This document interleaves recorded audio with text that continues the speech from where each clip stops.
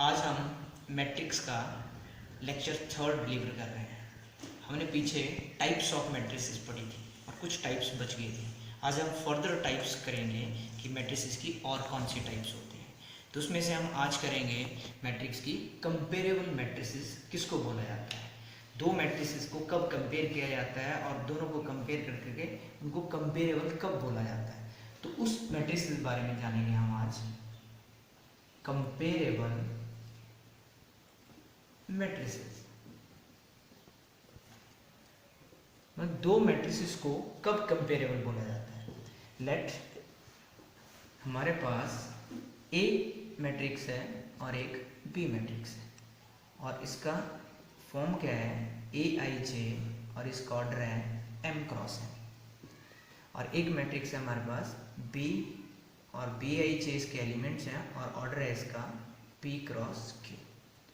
अब इन दोनों मैट्रिसेस को हम कंपेरेबल कब बोलेंगे, किस कंडीशन पे ये कंपेरेबल होगी, वो किस कंडीशन पे होती है, इफ अगर रोज के बराबर होती हैं, एम पी के बराबर होता है और कॉलम के बराबर होते हैं, that means N is equal to Q, nothing else.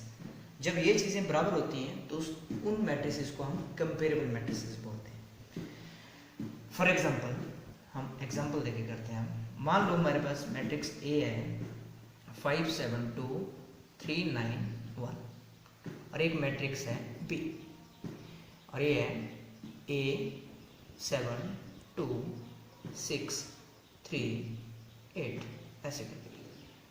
और ए मैट्रिक्स का ऑर्डर है हमारे पास 2/3, 2 रोज 3 कॉलम्स, और बी मैट्रिक्स का भी ऑर्डर है 2/3, 2 रोज 3 कॉलम्स। तो ऑर्डर ऑफ द मैट्रिक्सेस, दोनों मैट्रिसेस का ऑर्डर सेम है, तो that means A and B are comparable matrices. तो इस टाइप की मैट्रिसेस को हम कंपेरेबल मैट्रिसेस बोलते हैं। इसके बाद आता है हमें इक्वल मैट्रिसेस। इक्वल मैट्रिसेस, अब इक्वल मैट्रिसेस भी दो मैट्रिसेस के साथ ही रिलेटेड है कि कब दो मैट्रिसेस को हम इक्वल मैट्रिसेस बोलते हैं। इसके लिए हम लेते हैं लेट ए, कोई हमारे पास मैट्रिक्स है m क्रॉस n ऑर्डर की, और ये बी मैट्रिक्स है हमारे पास b i j p cross q order की।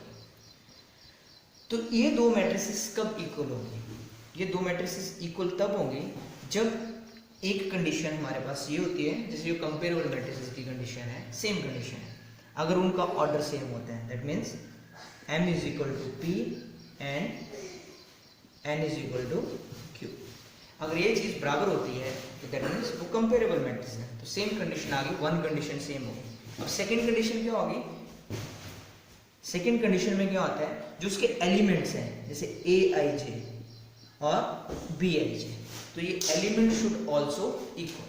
अगर उसके एलिमेंट्स, कॉरस्पॉन्डिंग एलिमेंट्स भी इक्वल आते हैं तो that means these two matrices are equal matrices, तो इनको हम इक्वल मैट्रिसेस बोलते हैं।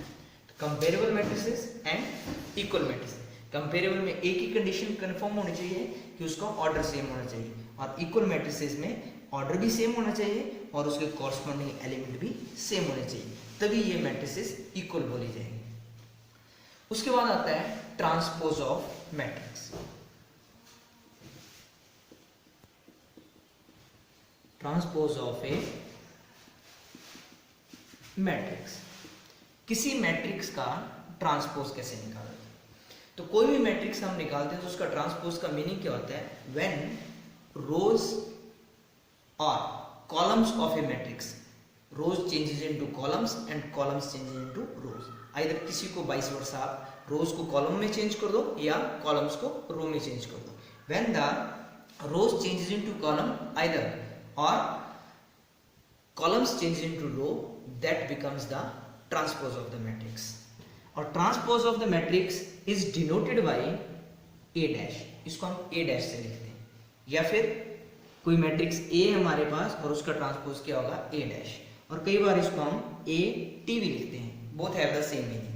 a dash लिखा हो तब भी वो a ट्रांसपोज है, a t लिखा हो that is also the transpose of the matrix. Example से समझते हैं। लेट हमारे पास कोई एक मैट्रिक्स है ट्रांसपोज मैट्रिक्स निकालनी है 2 3 5 7 6 9 1 2 1, ये हमारे पास कोई मैट्रिक्स है 3x3 ऑर्डर की। तो इसका जब ट्रांसपोज निकालेंगे, ट्रांसपोज ऑफ मैट्रिक्स, तो ट्रांसपोज में क्या होगा, जो फर्स्ट रो है, जैसे 2 3 5 is the first row, that becomes the first column, 7 6 9 that becomes the second column, 1 2 1 that becomes the third column, और ऑर्डर में कोई चेंज नहीं है, स्क्वायर मैट्रिक्स ही होती है। Transpose matrix is a square matrix. अब ध्यान से देखेंगे तो फर्स्ट कॉलम क्या है 2 7 1, तो वो फर्स्ट रो बन गई। सेकंड कॉलम क्या है 3 6 2, तो वो सेकंड रो बन गई। थर्ड कॉलम क्या है 5 9 1, और वो थर्ड रो बन गई। मतलब रोज चेंज इनटू कॉलम्स और कॉलम चेंज इनटू रोज। जब हम किसी भी मैट्रिक्स के रोज को कॉलम में चेंज कर दें या कॉलम्स को रो में चेंज कर दें, that becomes the transpose of the matrix. अब ट्रांसपोज के बाद एक और चीज आती है आपके पास, conjugate of the transpose of the matrix. Conjugate of the matrix पे आते हैं पहले। कॉन्जुगेट ऑफ द मैट्रिक्स क्या होता है? ट्रांसपोज ऑफ मैट्रिक्स समझ लिया, कॉन्जुगेट ऑफ द मैट्रिक्स समझेंगे। अब हम ट्रांसपोज ऑफ मैट्रिक्स पीछे पढ़ा, अब हम पढ़ेंगे conjugate of the matrix. Conjugate of matrix, किसी मैट्रिक्स का कॉन्जुगेट कैसे निकाला जाता है? तो कॉन्जुगेट वर्ड से हम फैमिलियर ही हैं कि कोई भी कॉम्प्लेक्स नंबर आता है, जैसे मान लो z is a complex number 5 plus iota, अगर हम इसका कॉन्जुगेट निकालें तो कॉन्जुगेट डिनोट होता है z बार, इसको हम पढ़ते हैं conjugate of the complex number. तो कॉन्जुगेट में क्या करते हैं, जो imaginary part of the complex number होता है उसका साइन चेंज हो जाता है। In the similar way in the matrix is also, अगर कोई मैट्रिक्स दी हुई है हमारे पास ए मैट्रिक्स अगर हमारे पास दी हुई है 5 plus 2 iota 3 minus iota 2 plus 3 iota and 5 iota, ऐसे कोई मेरे पास मैट्रिक्स दी हुई है ए। अब इसका मैं अगर कॉन्जुगेट निकालूं तो कॉन्जुगेट क्या होगा इसका कॉन्जुगेट होगा, जो इमेजिनरी पार्ट होगा वो चेंज हो जाएगा, 3 प्लस हो जाएगा, 2 माइनस हो जाएगा और माइनस 5 आयोटा हो जाएगा। तो ये इसका बोलते हैं हम कॉन्जुगेट ऑफ ए मैट्रिक्स। किसी भी मैट्रिक्स का कॉन्जुगेट कैसे निकाला है। अब आगे चीज आती है transpose of conjugate of matrix of a matrix. अब किसी कॉन्जुगेट ऑफ मैट्रिक्स का ट्रांसपोज निकालना है, मतलब एक क्या है कॉन्जुगेट ऑफ मैट्रिक्स, अब इसका ट्रांसपोज निकालना है। इसको ऐसे निकालते हैं ट्रांसपोज, रो को कॉलम में चेंज कर देते हैं, 5 minus 2 iota 2 minus 3 iota 3 plus iota and 5 minus iota, and this becomes the transpose of A conjugate of matrix. तो conjugate of matrix and transpose of conjugate of matrix. अब इसके साथ आपके पास आगे आता है सिमेट्रिक मैट्रिक्स क्या होती है। Symmetric matrix. अब सिमेट्रिक मैट्रिक्स में क्या होता है, अगर किसी मैट्रिक्स का हम ट्रांसपोज लेते हैं और वो उसी मैट्रिक्स के बराबर आता है, मतलब a dash is equal to a के बराबर आता है, तो that means that is a symmetric matrix.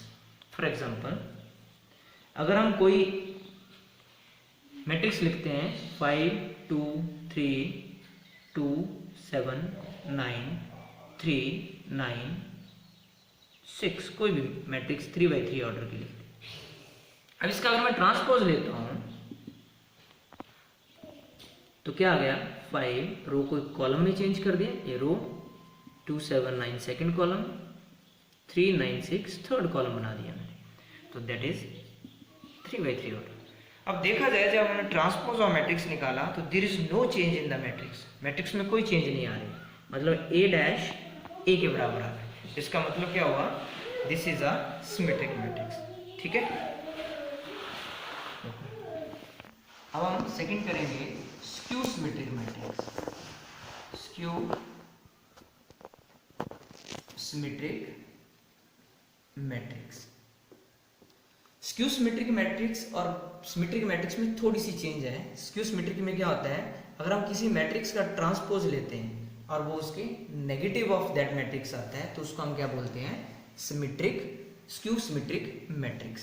अब इसके लिए अगर एग्जांपल लिखे हम, तो ए मैंने कोई मैट्रिक्स लिखी 0 5 -3 -5 0 6 3 -6 0, ये कोई 3x3 ऑर्डर की मैट्रिक्स लिखी। अब इसका ट्रांसपोज लेते हैं, तो ये फर्स्ट रो है 0 5 -3, तो इसका मैंने फर्स्ट कॉलम बना दिया।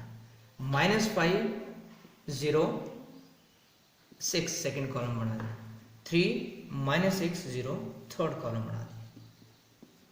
अब ध्यान से देखो, ये चीज आ गया पास। अगर मैं इस मैट्रिक्स को माइनस से अंदर मल्टीप्लाई कर दूं और बाहर माइनस कर दूं, तो there is no change in the matrix. तो माइनस बाहर लिख दिया तो अंदर each element multiplied with the minus, तो जीरो को कोई फर्क नहीं पड़ेगा, और जो नेगेटिव टर्म्स हैं वो पॉजिटिव हो जाएंगी और जो पॉजिटिव है वो नेगेटिव हो जाएंगे। 3 -6 0। तो अब ये चीज क्या बन गया आपके पास, a dash is equal to क्या बन गया आपके पास, ये a मैट्रिक्स के बराबर ही है, तो that means -a, a dash is equal to -a। इस कंडीशन को कोई चीज फॉलो करती है तो that means that is a skew symmetric matrix. अब इसके साथ आता है Hermitian matrix. Hermitian matrix, Hermitian matrix में क्या होता है कि transpose of A conjugate of matrix उसी मैट्रिक्स के बराबर आता है, तो उसको हम क्या बोलते हैं, Hermitian matrix. For example A theta is equal to, A theta में पता क्या होता है, conjugate of the transpose of A conjugate matrix. अगर ये चीज ए के बराबर ही आती है तो इस टाइप की मैट्रिक्स को हम क्या बोलते हैं, हर्मिशियन मैट्रिक्स। जैसे हम फॉर एग्जांपल देते हैं, अगर हम कोई मैट्रिक्स लिखते हैं 5 1 - आयोटा 1 + आयोटा 3, 2x2 ऑर्डर की मैट्रिक्स। अब एक अगर इसका मैं कॉन्जुगेट लूँ तो क्या आएगा, 5 1 + आयोटा 1 - आयोटा 3। अब मैं ट्रांसपोज लूँ जिसको हम a थीटा भी बोलते हैं, तो क्या आ गया हमारे पास, 5 1 + आयोटा 1 - आयोटा 3। रोज को कॉलम्स में चेंज कर दिया और कॉलम्स को रो में चेंज कर दिया, तो ये जो चीज आ रही है ये वापिस a के बराबर आ रही है। तो इसका मतलब क्या हुआ, a theta is equal to a के बराबर जब आ जाता है तो उसको हम बोलते हैं हर्मिशियन मैट्रिक्स। अब आ जाता है स्क्यू हर्मिशियन मैट्रिक्स। तो इसमें क्या आता है, अगर हम ट्रांसपोज ऑफ एक कॉन्जुगेट मैट्रिक्स, अगर माइनस ऑफ दैट मैट्रिक्स आती है तो उसको हम बोलते हैं स्क्यू हर्मिशियन मैट्रिक्स। अब फॉर एग्जांपल इसके लिए भी एग्जांपल लेते हैं हम, कोई ए मैट्रिक्स है हमारे पास 0 आयोटा आयोटा 0, ऐसे कोई मैट्रिक्स लिखी हुई। अब इसका अगर मैं ट्रांसपोज निकालूं तो क्या आ जाएगा, ट्रांसपोज नहीं सॉरी, इसका हम कॉन्जुगेट निकालूं तो क्या आएगा, -आयोटा 0। ये दोनों 2x2 ऑर्डर की है। अब इसका अगर मैं ट्रांसपोज लूं जिसको हम क्या बोलते हैं, a थीटा, तो वो किसके बराबर आएगा, 0 -iota row change into column -iota change. अगर मैं इसमें माइनस से अंदर मल्टीप्लाई कर दूं और बाहर भी मल्टीप्लाई कर दूं, देयर इज नो चेंज। तो चेंज किया तो क्या आ गया, आयोटा आयोटा 0। अब ये चीज ध्यान से देखी जाए तो क्या बन रही है आपके पास, माइनस एज इट इज, और ये चीज ए मैट्रिक्स के बराबर आ रही है। तो मतलब a theta is equal to -a। जब इस कंडीशन को कोई चीज फॉलो करती है तो उस चीज को हम बोलते हैं स्क्यू हर्मिशियन मैट्रिक्स। तो आज हमने क्या पढ़ा, ट्रांसपोज ऑफ मैट्रिक्स क्या होता है, कॉन्जुगेट ऑफ द मैट्रिक्स क्या होता है, transpose of the conjugate of the matrix क्या होता है, symmetric matrix, skew symmetric matrix, Hermitian matrix and skew Hermitian matrix.